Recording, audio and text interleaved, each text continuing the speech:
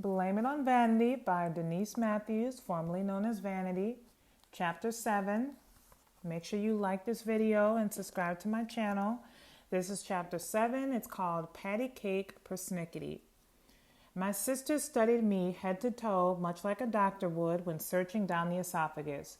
Their mouths hurled a billion questions at me. Who could breathe? You look like an Eskimo. Are you an Eskimo? Patty smirked cantankerously. No, I winced. I just want my mama. I came to the grim conclusion that Patty was the fearless dominant one and would be my ruthless opponent.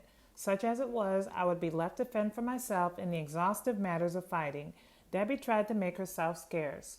Patty would lunge at us much like a young lion pouncing on its prey. I was her target when she spied with a crazed eye and jabbed with a left hook. Nothing ever broke through the permanent frown engraved on her forehead. She was taller than I, very lanky, and 1 year older. Most everything that left her mouth was a command, ultimately acquiring everything she desired. We gotta do our chores and then we can go play in the woods, Debbie giggled. Her voice was deep, raspy, and low. Wanna come, Denise? She asked. Yeah, I guess so, I said, pretending not to care what we do. Debbie was a baby in the family and 1 year younger. If anyone made fun of her, she'd melt like ice cream left out in the sun. She was easily frightened and that of her own shadow. I came to understand very quickly the root of her helplessness. Most of the early mornings of our childhood were dedicated to feeding all the animals out back, the chickens, the ducks, and the howling dogs. One might have thought by the way I played in the mud and loved to climb that I might have grown up to be a potter. I have always had an unusual amount of energy. Summertime was everything we ever wanted, having waited for it to come around so slowly. It was as special as the first fallen snow or a half-mooned rainbow, or better yet, watching a falling star soar into the sky. It was a wonder I could run at all, being as both my knees knocked together aimlessly. However, if you slipped a dress over my head, indeed I would become shining Cinderella, hiding away all my oddities. Springtime had come again, and an emerald rainbow bent itself clear across the sky. Surely it must have been painted and pushed out of heaven for everyone to adore. And so we ran like the wind we did, down a steep hill and into the blackest, greenest forest my eyes had ever seen. Want to catch a leprechaun, Debbie said. Indeed, we devised a perfect plan to steal away the little green man's pot of gold at the end of that rainbow.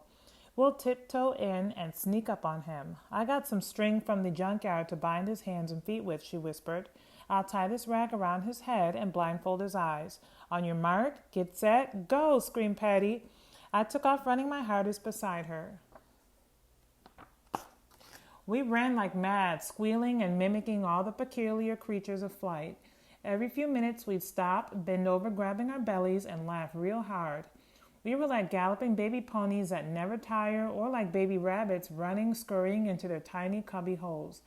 Emerald green leaves hung on for dear life to their mother's branches on the tall evergreen trees. The trunks stood masculine, reaching for the sky, bending backwards, obeying the wind, allowing their leaves to whip around playfully. The sun peeked in, sparkling the pond.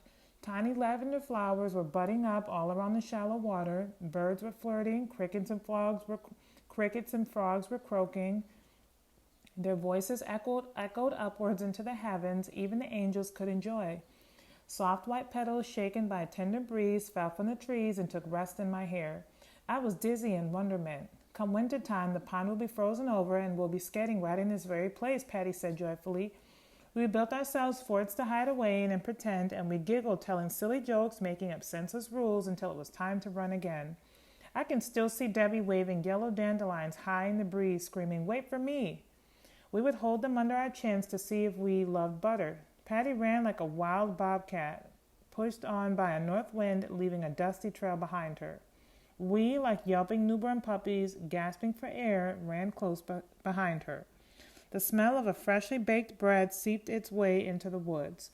The aroma kept our legs running towards a pot-belly full of hot bean soup. We must have chased that rainbow to the end of the sky, so it seemed. On the way home, I picked some beautiful white field daisies for Mother. Maybe, just maybe, she'd be on the front porch waiting to take me home. But alas, she was nowhere in sight, and my daisies were wilted, dead in my hand. I fled up the cement porch into the house. Blowing bubbles, there's a big black forest beating in my heart, I see. Blowing bubbles, there's a big black forest beating in my heart, I see. where children dragging ice skates, dangling kites are flying free. Whispering in the dark, wishing into stars, begging for the jelly beans in chocolate cookie jars. Puddling tears are left behind on pillow-feathered beds, raking leaves and chasing rainbows and wishing wells we fed. Suffer the little children, let them come unto me.